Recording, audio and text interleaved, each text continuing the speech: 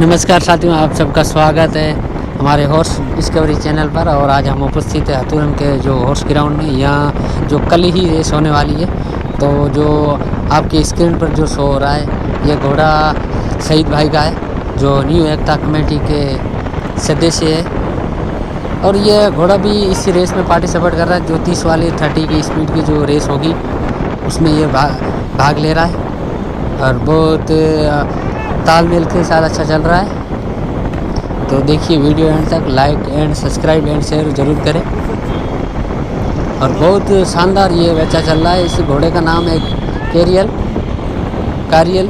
बहुत अच्छा चल रहा है। देखिए इनका कितना पावर है और आने वाले समय में ये कितना फील्ड में काम करेगा कल। देखिए वीडियो एंड तक। और कल आपको रेस की सभी वीडियो हमारे बारमेर हॉर्स यूट्यूब चैनल पर मिल जाएगी।